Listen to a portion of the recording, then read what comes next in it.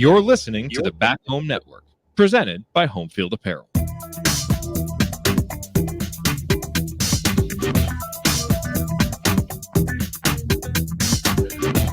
Welcome back to Crimson Cast. Galen Claudio joining you here. It is Monday night, the 20th of May. Happy early birthday to everybody's either favorite or second favorite golden retriever, Nelson, as he turns 8 tomorrow. So happy birthday, buddy, where he's chewing something over there. So we're going to let him be. But anyway, we are 2/3 of the way through May. And if you didn't get a chance to listen to our show from a couple of days ago, Scott and I walked through a bunch of things with IU basketball, IU football, touched on some IndyCar. We got the Indy 500 coming up. We got the Pacers knocking off the Knicks. So now the Pacers are in the Eastern Conference Finals. It feels like springtime has come to Indiana, like literally and figuratively, with sports, lots of good stuff going on.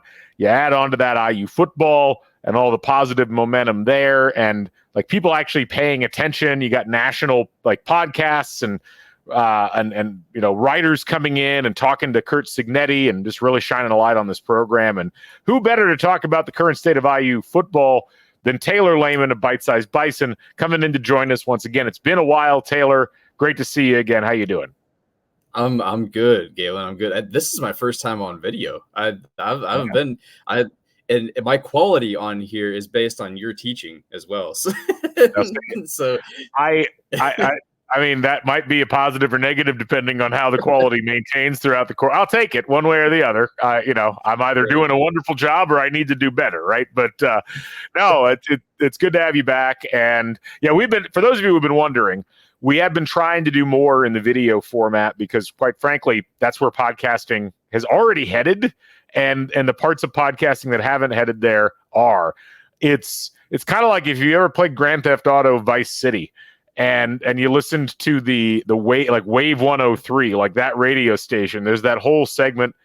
I forget which song it's leading into, but the DJ, you know, is lamenting the fact that music videos have taken over. And, you know, for more or less like the paraphrasing on it is like, you know, for physically unattractive people, this has seriously hurt their careers. So, you know, somehow we're still going on Crimson Cast, despite the fact of the pivot to video. But there's a reason I write. Well, you know, I the moment that I saw, like, you know, Mad Dog Russo on video regularly and nobody freaked out. It's like, that's not an attractive man, you know, and no one really cares. And so I do think that there's hope yet. For most of the people out there doing podcasts. And so we're trying to get on video more often. For those of you who are listening to this on Apple or on Spotify, you can also watch it on Spotify. We've been trying to upload the videos there. We've also got the Back Home Network YouTube channel, 6,400 subscribers and growing. And you can comment directly there. There's been some nice back and forth with people, some not so nice back and forth with people too on there in terms of questions. But hey, it's all for the engagement, right? But check out the video if you get a chance, folks. Also, a couple quick reminders. First of all, we're part of the Back Home Network. And the Back Home Network is brought to you by Home Field Apparel, your place to go for the finest in college fashions, the softest fabrics, the coolest designs, tons of IU football gear. And they just keep adding to it. I am certain there will be more Signetti-inspired apparel coming at some point in the next 6 months.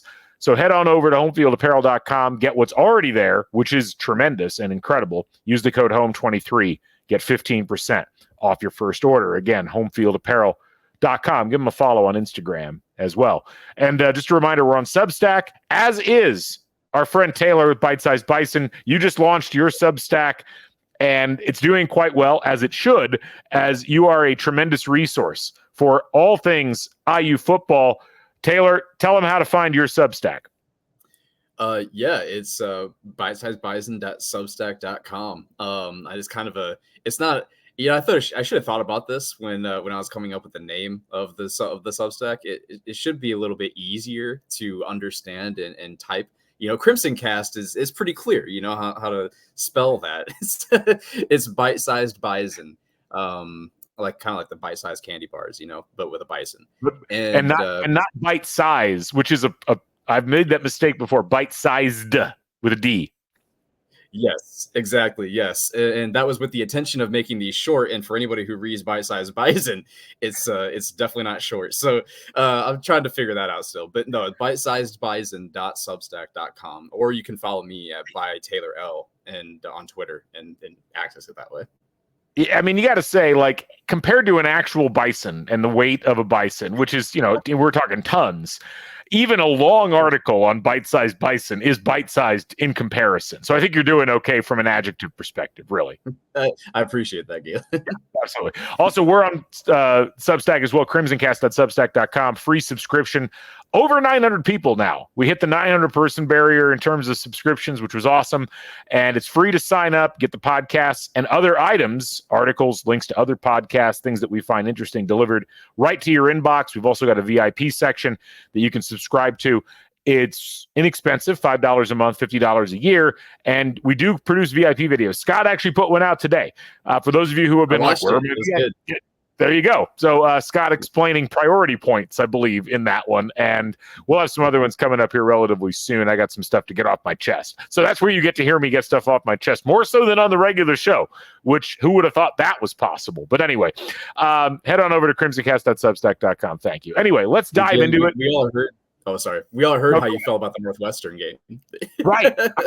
I was shocked that had such an impact. Who knew, right? I guess I need to freak more often on the podcast. It gets that engagement again, right? So, Taylor, before we had a bunch of questions. We're not going to get to all of them, but we had several on Instagram. We had several on Twitter. But let's you and I start off by hitting a couple of things that you are most interested in. I guess maybe first of all, I don't know that we've gotten a chance to get your recap and thoughts about the spring game and some of the roster moves that happened thereafter. So why don't you hit us with that? I know you talked about it a bit on Bite-Sized Bison, but for the folks who haven't read that, what were your overall takeaways from that game and what we saw in the couple of weeks afterwards? Yeah, I thought the running backs were super explosive. I think those guys are going to be a real asset this year. It was kind of hard to tell what the offensive line was like, or really what the running game was like in general, just because the defensive line was kind of not in great shape. James Carpenter wasn't playing in the first place, and he's the number one defensive tackle. Marcus Burris was the only one playing who probably will play a lot of minutes, or not minutes, a lot of snaps this season at defensive tackle. But then they added CJ West and Tyree Tucker there after the game, and I think the defensive tackle is actually kind of one of the strengths of the defense now. But cornerback really jumped out to me as a concern. That's probably my biggest concern on the roster right now, even over defensive end. I don't think there's a lot of proven production there, and we might be able to get into that later. But I thought the quarterbacks were a little messy, and wide receivers too a bit. But that's just kind of to be expected. I know everybody took the Anderson Kobe thing, and he looked good. But I will say, one of his catches was over a walk-on, and that same walk-on gave up the Donovan McCulley touchdown. That's just how it is in these spring games, and so it's kind of tough to gauge how good these guys really are, especially in open space in a spring game. I was mostly looking at the line of scrimmage, and yeah, I mean, it kind of felt like a typical spring game, but honestly, it was just great to be seeing a spring game in Indiana. I can't believe they gave up that cap. We're allowed to have a spring game. Who knew, right? Yeah. Yeah. And everybody seemed to be having a great time. The energy was great there. I had some things to do. I'm like, should I go to this? But when I got there, I was like, oh man, I'm so happy I came, because the energy was awesome and it was so worth it. I was really happy I ended up going. But yeah, no, I know you were in the press box for it, Galen. How was that? It was good. I mean, I'm in the press box about once every 2 years covering something or whatever. And I'm always shocked at how far away it is from the field. It feels, it's almost like you're in a Zeppelin or, some kind of dirigible, like hovering over the field. It's like, I kind of see down there. I think there's football players, and it's a disconcerting for someone like me who likes to be close to the action. It's not a great way, I think, to watch the game. But I echo a lot of your thoughts. I mean, I thought the running backs looked really explosive. I thought there was some good athleticism. It felt like, to a large degree, what was interesting to me was kind of watching the quarterback interplay with the receivers and with the lines. And it's clear that they are a ways away still from the timing and from the things you need, as one would expect. But I was, and I think this was something that was brought up, I was pleased with how Taven Jackson played. I think Curtis Rourke still rounding himself into shape. It'd be great to have competition, like actual competition at the quarterback position, and not bias the system so heavily one way or another that it overly favors one quarterback, like I think you could argue we saw last year. And so to look at Jackson being able to step into a whole new system and actually have some zip on the ball and look like he knew where he was supposed to throw it was good. And you're right, you don't want to get too bent out of shape in terms of getting excited about the receiving performances given who they were going against. But overall, I was happy to see that it looked like there was at least a plan. And I think that's a really important starting point, especially since there's still plenty of time before the season starts. Yeah, I agree. And one thing I forgot to mention too was just the main thing that I was going into the spring game looking at was offensive philosophy and scheme, and how did that differ from the previous one. And it differed quite a bit. And primarily, I've always thought the difference that we were going to see coming into this season from last season, and then maybe even the season before that, was tight end play and how they use tight ends. And I just thought the way that they used tight ends, even Trey Walker, putting him in like a trips formation at one point and running him across the field in a mesh concept. I was like, what? What? Trey Walker? And so, I think Zach Horton's is a very good tight end too. So I liked what I saw from that. And I thought that was the greatest sign of some sort of creativity offensively and schematically. So that was honestly probably my favorite takeaway from the spring game. I think that's all fair. And look, I mean, obviously a maiden voyage, a lot of things that need to be done in between now and when the rubber hits the road at the end of August, but an encouraging start. And I agree with you on the tight end front. I mean, it always felt like that was a bit of a wasted position in all of the years after Kalen DeBoer left. And it doesn't have to be. I mean, that is one of the most important positions in offensive football these days because of its versatility with either, pass catching, pass blocking, run blocking. I mean, there's just all these things that the tight ends can do if you're utilizing them correctly. So we'll see as we move forward what Indiana and Mike Shanahan decide to do on that front. Let's also talk a little bit about some of the changes roster-wise that we've seen since then. We've seen IU add a couple of notable players on the defensive side of things, and that was, if we had some concerns roster-wise, it really did feel like a lot of them were there. How well has Indiana done since the spring game in plugging some of those holes? I thought they've done great. Especially a defensive tackle, adding CJ West from Kent State and Tyreek Tucker from James Madison. I was always wondering why they didn't add Tyreek Tucker earlier. And I guess they must have thought, we have enough defensive tackles. There probably isn't room here. And then, what happened with Phil Bliddy and things. So they were like, yeah, okay, there's room now. And he has 3 years left. Yeah. And he played a lot of snaps. He played over 300 snaps at James Madison as a true freshman, or maybe he was a redshirt freshman. I can't remember, but he was a freshman regardless. And he has 3 years left. And I thought adding a defensive tackle was awesome, and I think they're going to be really set there. And it's really important. That position is really important, defensive tackle, because if you listen to the Under the Hood episode with Pat Kuntz, he was saying that they want to attack ball carriers from their inside shoulder, which means that they're going to be pushing guys to the perimeter a lot. And, that might result in some, big plays potentially. But he said that that's just kind of part of the scheme, which is sometimes you might blow run fits, but there's technique that they can teach to respond to that, as particularly from like the linebacker and safety positions. So defensive tackle is going to be really crucial for this team, and having 4 guys that can come in and play is really good. And then as far as like defensive backs, I don't really know, because they've added DJ Warnell from Arizona, and they added Sedarius Doss from Austin Peay, and I think they had added him like the day before the spring game, so he wasn't available. But I said it, I released a depth chart recently, and I was like, I don't really know exactly where some of these defensive backs are going to be playing, because Nick Toomer's supposed to be a strong safety, but they have so many strong safety types on the roster right now and not a lot of free safety types. And then the nickel, there's like 4 guys that could play the nickel. And I think Sedarius Doss is a good fit at the nickel, but also it's like Terry Jones was playing there, and he played well there during the spring game. And Amari Farrell played well at the nickel. So, I think they have a lot of talent on the defensive end. It's just getting them in the correct position, and not even just position on the field, but just like putting them in the right spot to make plays, I think is going to be interesting. Yeah, and the defensive backs and that room in particular, kind of, it's a thing you've been talking to me about over text, and I think it's something that has been brought up by some other folks. Rhett Lewis brought it up as well. It's like the coaches have got to figure out how to manage that transition for the guys who haven't played in the Big Ten, who have been playing at Group of 5 schools, or whatever they're calling it now, or lower FCS.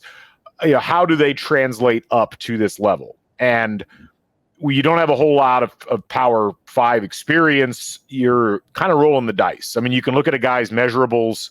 You can look at how they played against Group of 5 competition, and you can say, we think that this will translate, but you don't really know.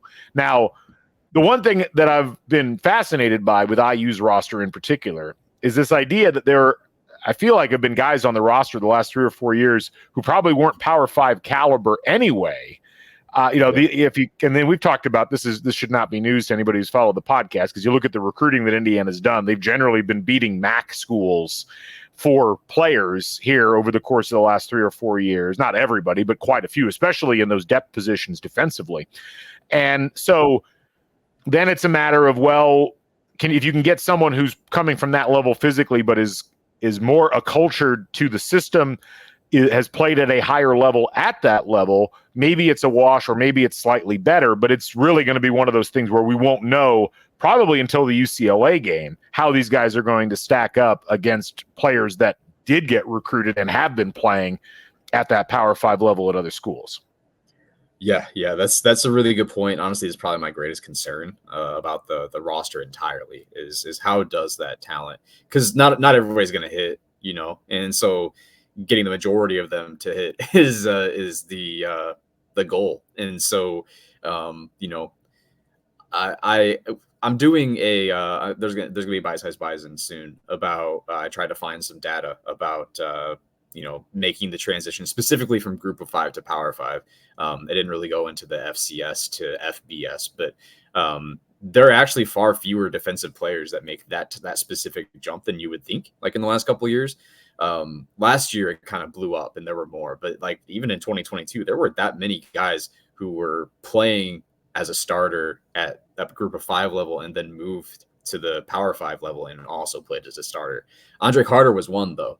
And for most of them, I mean, for every position, there's a drop off. And so, like you were saying, if we compare that to Indiana's, grades and how well that they played, it's fairly comparable. But I would say that there's probably an increase in talent with, if everything forecasts correctly, which I don't think is a perfect model or anything like that, but I think that they are increasing the amount of talent, and I think also increasing the amount of depth. Yeah, that's the thing. I mean, ultimately, you're not going to hit on everybody, and what is it now? 35 or so players that have been brought in through the portal by Cignetti and his staff. That is not quite half the roster, but almost half the roster. But the depth is the most important thing. And, look, we're going to probably be surprised at how well some people rise to the challenge. We're also probably going to be disappointed by some folks that don't, but it's all part of the process of trying to flip this roster over. And that's not going to happen in 1 year. And that was really kind of what Scott and I talked about in our last podcast, was this idea of managing expectations a little bit. You and I have talked about it, I think, on this podcast before as well. There's just so many unknowns that, I will never be critical or be like, gosh, I wish people weren't paying attention to Indiana. Because what's fascinating is, despite all the attention that's been paid to Indiana and all the buzz that Curt Cignetti has attracted, and clearly some of the positive aspects that it's providing Indiana on the recruiting trail, they are still right now projected at under 6 wins. I think they're 5.5 wins. So it's not like Vegas has caught on and be like, oh, Indiana, that's the team. But you did, on the flip side, you had that article from the other day about Indiana having like a top 5 roster from a talent perspective in the Big Ten coming into this year. That seems like fanciful a little bit, but the fact that it came from a not IU person does give you pause for a second. And it's like, I don't know where all of this lands. Yeah. That was an interesting article. I thought that was interesting. But wow. But I do think expectations are if you've been reading Bite-Sized Bison, like I'm not trying to rain on any parades or anything. I think it is important to temper some expectations, because year one is like, I personally don't care that Curt Cignetti says he wins in year one. Like, winning at Indiana is very different than winning at other places. And so, I think what they've done is very impressive, but historically it's really tough to win in year one. And like you said on the last podcast, Galen, to Scott, was that culture change is really difficult, and that has to change before you can win. Like, winning does not change before the culture change. And so it's clear that Cignetti wants to change the culture at Indiana, which is necessary, and that's good that he's even talking about it. But I think that I think it's going to be a good season, and even with that, I think it's going to be a good season. But maybe not quite where some people think it could possibly be. I mean, Cignetti is correct. He was 7-3 his first year at IUP, and 8-4 his first year at Elon, and 14-2 his first year at James Madison. Now, granted, James Madison that he took over was a powerhouse already in FCS at that point, but he's not wrong in that he does win in those first years. But as you said, I think it's different if he's taking over for a team that was 5, 6, 7 wins, somewhere in that range. There was clearly a changeover that had to happen from a culture perspective, and it actually leads us into our first question from JD Gebby, longtime fan and follower on Twitter. We've heard a lot about the new business-like mindset from Coach Sig and this staff. I no doubt get that feeling, but can you share some specific examples and differences between the regimes that demonstrate this? I've got an anecdotal one, but I'm curious if you have something more concrete that you've observed either in those Under the Hood podcasts or stuff that you've just seen in general. Like, what shines out to you in terms of that business-like mindset? It depends on how you define business-like. I guess if like aggressive and direct is business-like, I think I've seen a lot of that, particularly in their recruiting strategy, which is that they're not recruiting in fear at all, and they seem to. I think the way that a team approaches recruiting says a lot about the way they approach organization. And if you can have positive internal organization, then you can be productive. And so recruiting is really important in that regard. And the way that they have systematically gone about building an approach to in-state recruiting, I think has been really impressive to me. And then not only that, but then allowing Tino Sinceri to, recruit any quarterback he wants to, and not be fearful of who else is involved or how young the kid is. I mean, they're offering freshmen in high school right now, and there just seems to be an understanding about college football through recruiting in particular that I don't think existed with the last regime. And that's the first thing that comes to mind, mostly because I was a recruiting reporter when I was covering football, but also, it does show a lot about a program based on how they're recruiting. And then I will add as well, getting Dolson to buy into the idea of investing more into the program is also, and I think that's more business-like than anything I just said. But yeah, I think that's huge too. Yeah, I'll say I've had a chance to talk with a couple of players and some other folks related to the program and staff, and what they've said is they almost to a person that I've talked to, like they liked Tom Allen, they thought Tom Allen was a great guy, but they've all said like it is all business with Cignetti, and it is here's the task, here's what we're going to do, we're going to go do this until we know how to do it, and the implication from those conversations has been that isn't how practices have gone up to like prior to Cignetti getting there, that there was a lot of switching around in terms of, you'd go from one thing to the next without feeling like you necessarily got everything done that you needed to get done. And the drilling it almost seemed more like, okay, we got to do these things, not we're doing them for a particular purpose.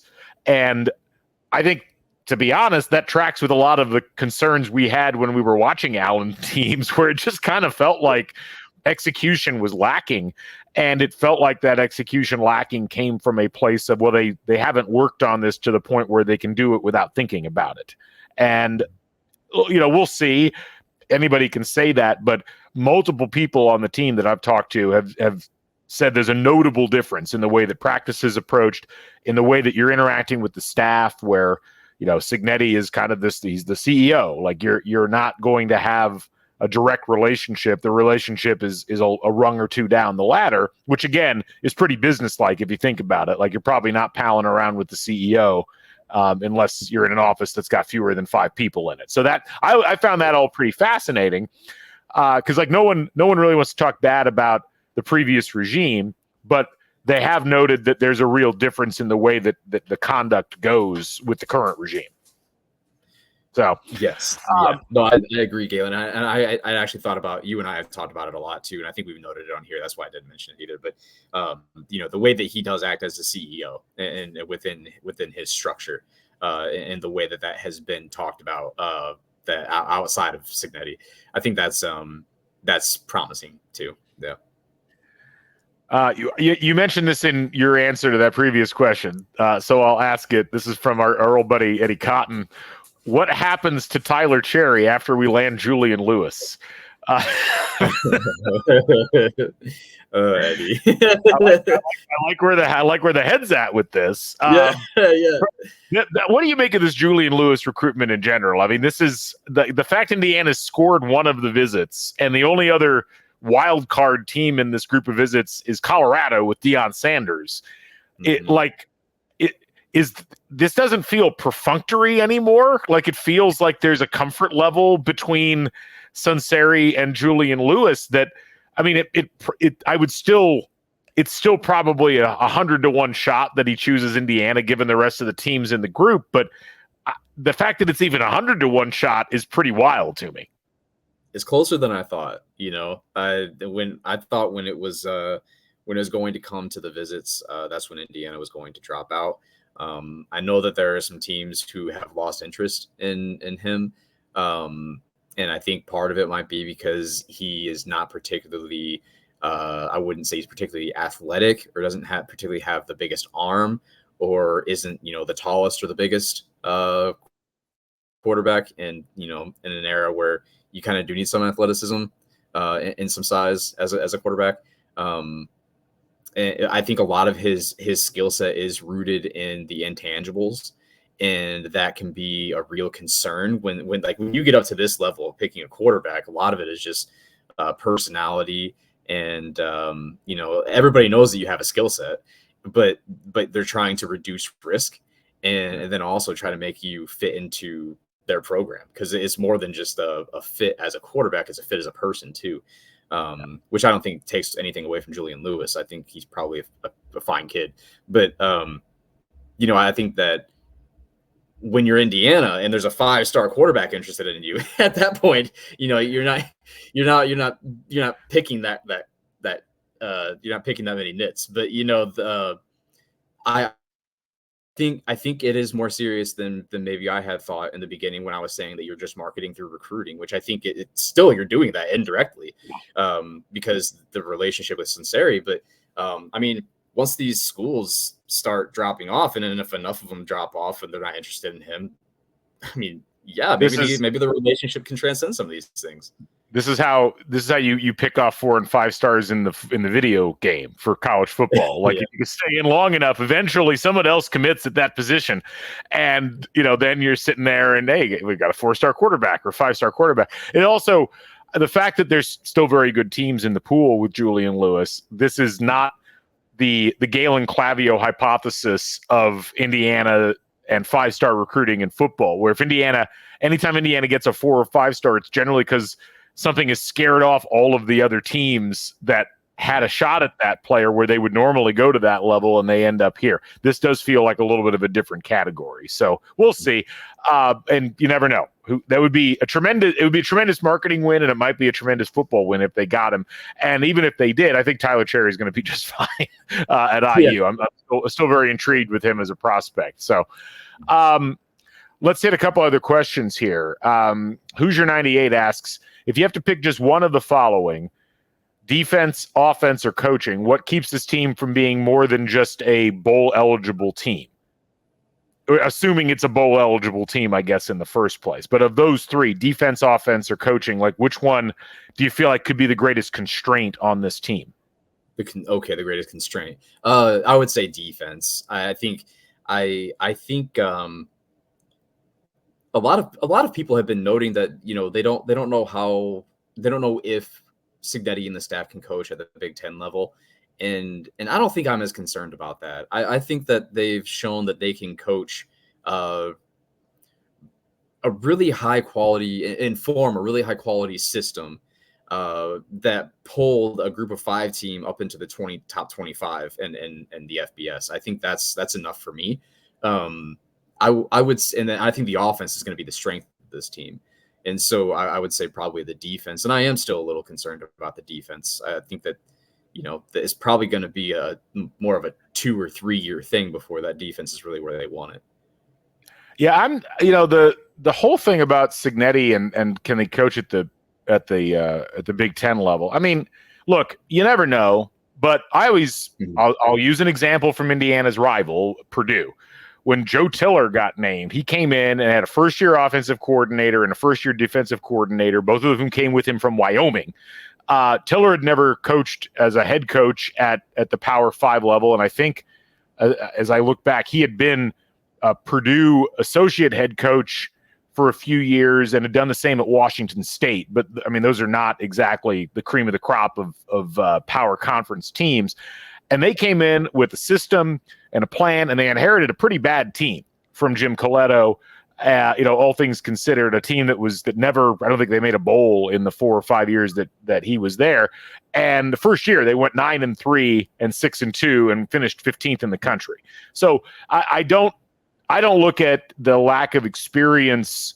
I think it's a much bigger deal if you're in your 40s and you've done a meteoric rise through like the MAC or something like that, and then you get hired in the Big Ten. That's a huge leap. But for Cignetti, a guy who's been at Alabama, who's had all of this experience as a head coach, I'm a lot less concerned about that from a translational perspective.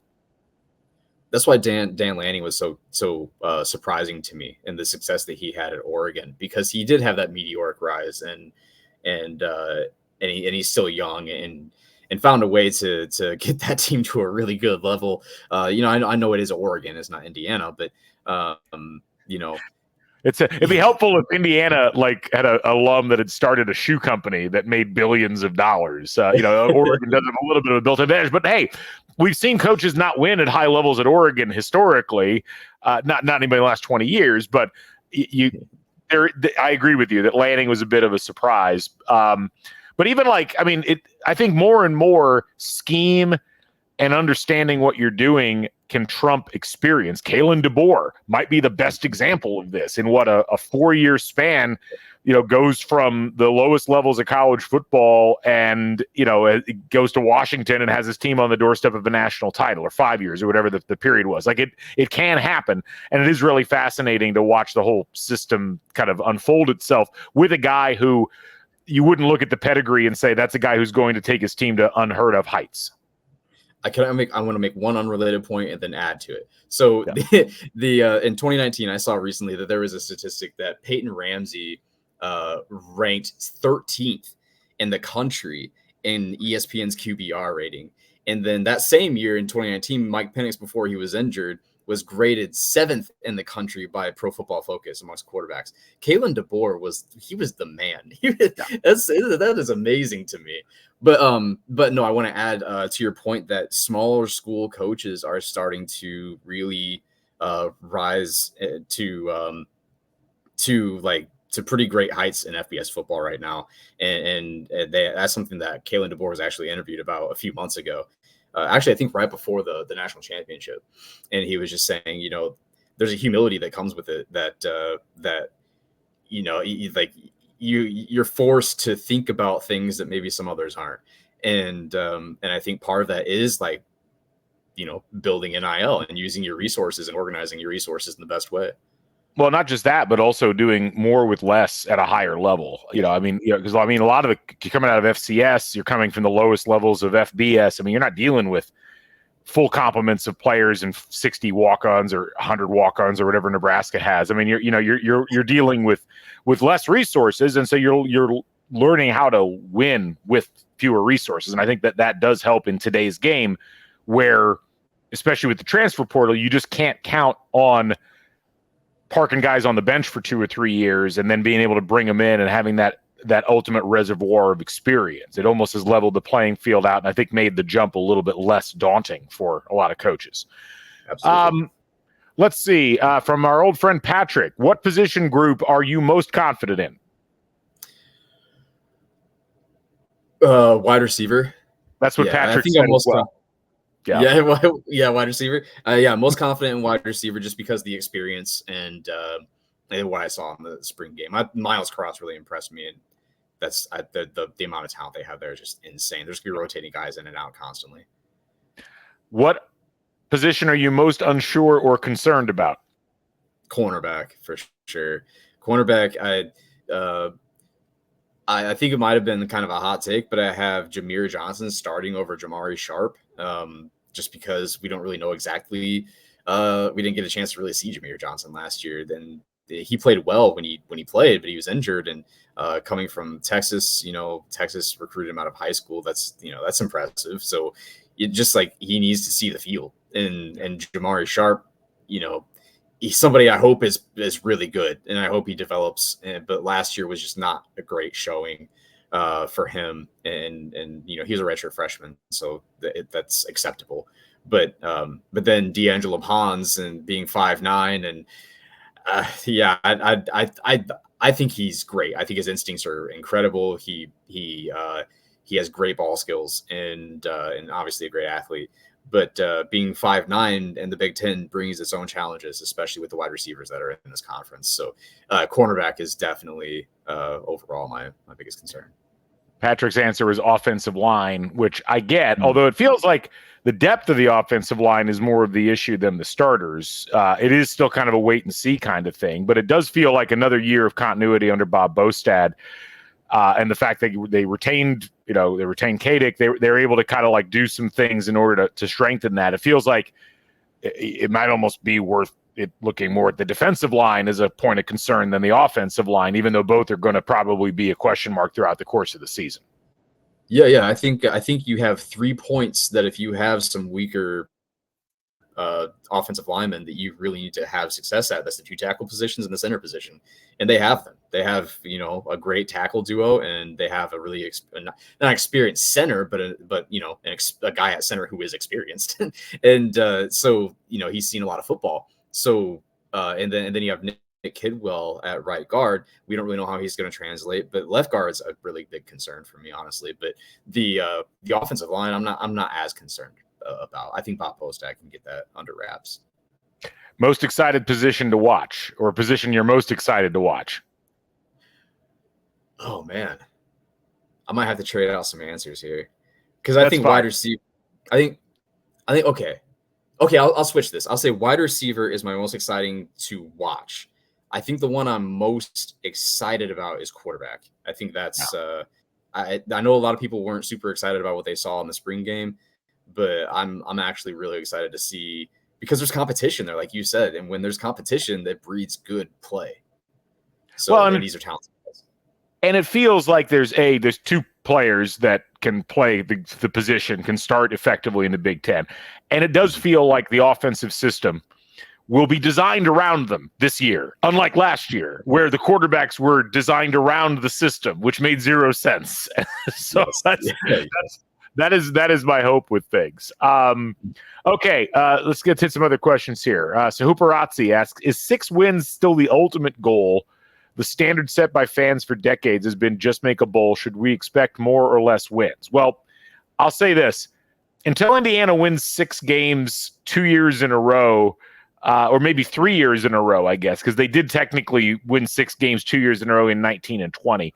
I think bowl eligibility absolutely is the standard until that ceases to be something that's special for IU. And this is the thing I think, I mean, and this is where the offseason sucks in a way, because you get all this, you get the hoopla, you get all of this focus on X, Y, or Z, and like what, Signetti doing this and that, and recruits coming in and portal people.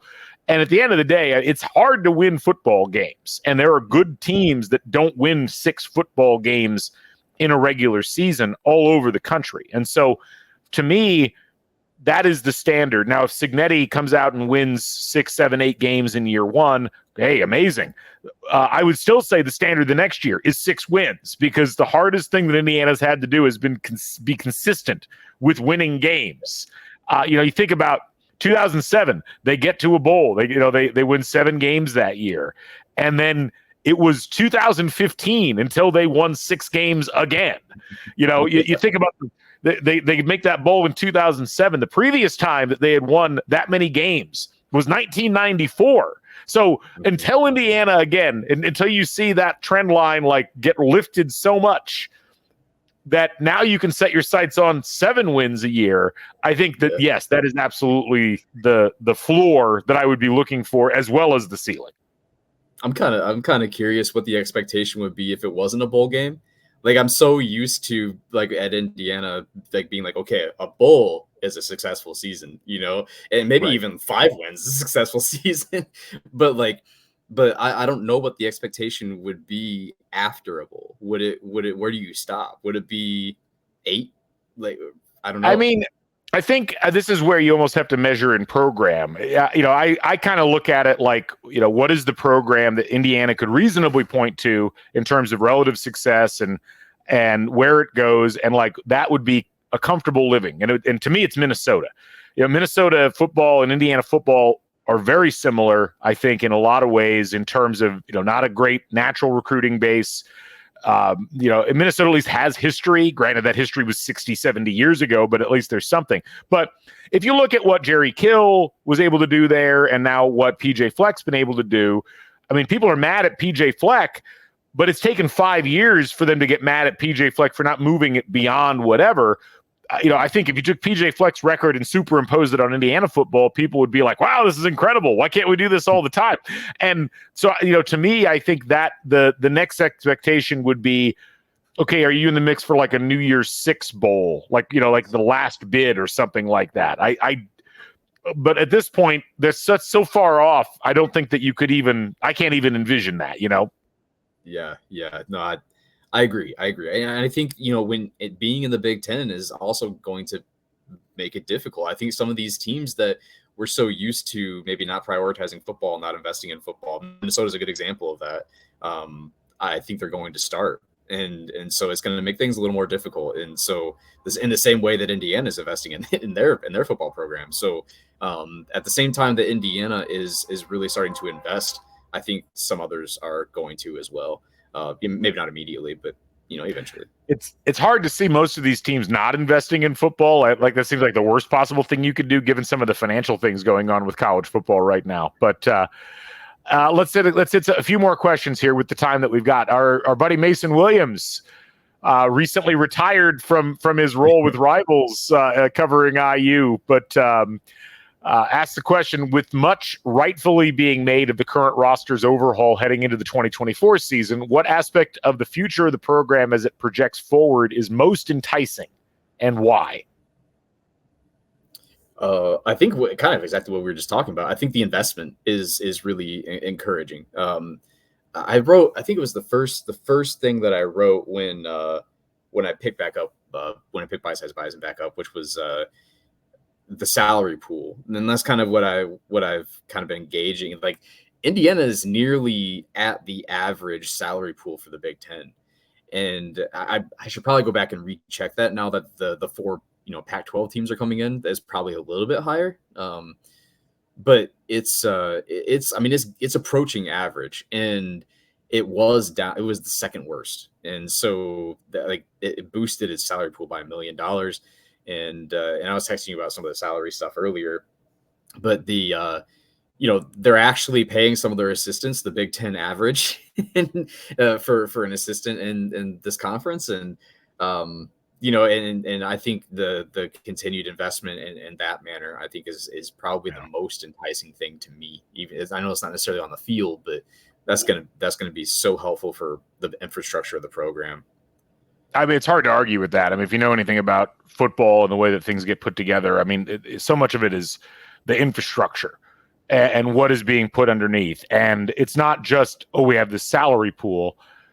It's making it sustainable. I mean, big programs and even middle-sized programs that are regularly successful, they get guys poached all the time from them, and they find ways to replace those guys with other good guys who can do that job as good, if not better, can maintain the culture, can maintain the system.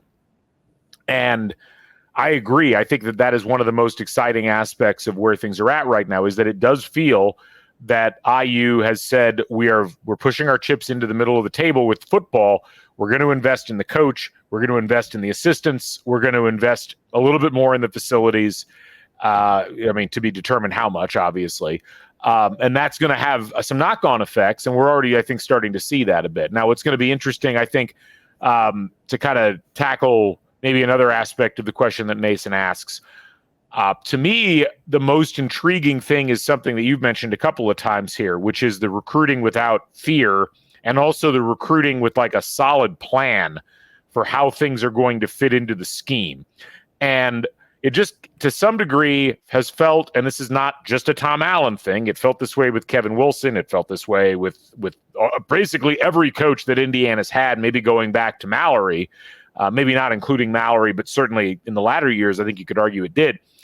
Indiana has always felt like it's scrambled for everything, and felt like itself kind of was relegated either by its own attitudes or just by reality to picking up the scraps that had fallen off the back of the truck after it drove away from the warehouse. And in this case, maybe that's still the case. And obviously we've yet to see, Indiana hasn't pulled a top 25 recruiting class or anything like that. They did. This is the thing. It's like, they look like they were recruiting so well under Tom Allen there for a couple of years, and yet that yielded no fruit. And I think the question is going to be, no fruit's probably a little strong, very little fruit.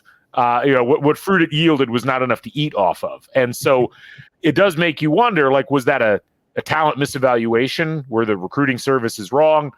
Was it a developmental issue? Was it something that the coaching staff couldn't turn those guys in? I feel like if it was the former, the ponds that Indiana's fishing in right now are a bit different in who they're going after, and it feels less like fool's gold. If it's the latter, I have a lot more faith in this staff and what they have demonstrated at their prior stops in terms of being able to develop lower ranked recruits into guys that can perform. So either way, I'm excited about that whole nexus of like where recruiting and development meet. And again, it all ties back to what you were talking about, but that's a little more kind of concrete on the ground stuff, I guess I would say. Yeah. What and that kind of reminds me of a specific recruit they had brought in, the wide receiver Rayshawn Williams. That was like 2019 or 2020, one of those two classes. And I remember him having some really impressive offers. Like we're talking like Michigan, Michigan State. He was getting looked at by Ohio State. I believe he was at a camp in front of Brian Hartline at one point.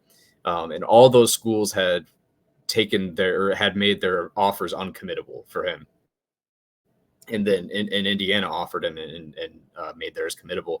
And he didn't really end up doing much here. And then I don't know if he ever saw the field actually. And that was just another example of kind of what you were talking about, like the scraps from others. And even though that that strategy isn't a terrible strategy because you can still get some talent and some talent that can keep your floor higher. It didn't work out in that case, and it didn't work out in many others either. And you know, I think, yeah, I don't really, I guess I give this staff the benefit of the doubt that type of situation won't happen as often as it has for Indiana. That's simply because of the way they've carried the recruiting. And we won't know. I mean, Indiana has broken a lot of football coaches and coaching staffs over the years. Like, you know, we're not talking about the fountain of youth when it comes to your career. So there's always maybe a better than average chance that it won't work out, but it does feel like the pedigree here is a little bit better and more consistent. We'll see. Couple other questions. Gigi asks, which class of 2024 high school recruit are you most excited for? 2024. You could even say 2023 if you wanted to go with the incoming freshman that you're most excited about for this time around. I'd be fine with that too. Okay. Oh man. I like Quentin Clark. I like two actually. I like Quentin Clark, the linebacker. I watched his tape and he is so fast and strong. And he was somebody that Tom Allen's staff had recruited, and he got an offer from the staff and to stay in the class. And I like him a lot. I think if he's developed right, I think he could be good. I think he could be one of those guys that kind of like plays on an edge and is able to play out in space. Like, he just has a bunch of speed. And I think that's kind of a linebacker that, like, I would say like maybe a Cam Jones was, but sometimes we didn't really get to see that. But I like him a lot. I also like Dontre Henderson, the cornerback. We saw a lot of him in the spring game. His cousin's Jair Alexander, the cornerback at Green Bay. And he had 32 pass breakups and 5 interceptions in his junior season. Like, one season, he broke up 32 passes. And I think he's going to be good. I like him. He made an open field tackle for this in the spring game that looked impressive. So those two, I think, are probably. Sorry, I hadn't thought about the 2024 class in a second. I was so focused on the transfer portal. Well, we'll do. You know what? We'll come back to that the next time we pod. We'll carry that over. Sure. Couple other quick questions, and then we got to wrap up. I don't think we're going to, unfortunately, get to any of Ryan's Memorial Stadium improvement questions. I think we'll do a special episode where we do nothing but focus on facilities, because I think that topic deserves it. But these are two kind of interrelated questions. Amanda asks, what do you think our conference record will be? And CSW Hoosier asks, could this finally be the year of 9 Windiana? If so, what has to happen for IU to get to 9 wins? So let's start with Amanda's more conservative question. Like, how do you see the Big Ten schedule playing out for Indiana in terms of total record? Okay, so I'm looking at the schedule now, and there are a few toss-ups, honestly, and I think there's one that I might like call my shot on. I think they might beat Michigan this year. Like, wow. I think that game is really winnable. I have no faith in what Michigan has done after Harbaugh left, and I think it could be a pretty devastating result for them. Even though they still have talent, I think I think I know we literally were just talking about expectations, but I think that I think, and it's not really, I don't know, it's not really a reflection of like Indiana necessarily, more of a reflection of like Michigan and how they've handled Harbaugh leaving. But that, I know that's just a complete aside, but I'll still probably consider that a loss. But no, Galen, I think they win. I think they can. I don't know. Some of these games that I was a little more confident about before, like in the beginning when the schedule was released, I'm a little bit less confident in. One of them is UCLA. Another one is Nebraska. And another one's Northwestern, simply because I think that game's gonna be weird. Like it's in a weird setting. But we don't know how good Northwestern is gonna be either. So, I mean, I think just this is something that I've gone back and forth with a lot, so that's why I sound indecisive. But I mean, I think they beat Purdue. I think they beat Maryland, and I think they beat Michigan State, and I think that they can beat one of Washington or Nebraska, and then I think they get one more. I think at 5 wins. Yeah, the 5 and 4. I mean, I'm gonna say I'm gonna be a little more conservative. I'm gonna say 4 and 5 in conference plus the 3 non-conference wins. Now that I might revise that down the line, but I think 4 or 5 wins in conference is a reasonable projection. And to answer 5 is a lot. Now that I'm thinking about that, 5 is a lot. Look, I will say this: the schedule, and this is what to address CSW Hoosiers question real quick before we wrap up. This is actually the most favorable 9-win Indiana schedule that I've seen, because of the road games, the only one that looks unwinnable is the game at Ohio State. Every other road game at UCLA, at Northwestern, at Michigan State, I mean, they're all winnable. They're all winnable games.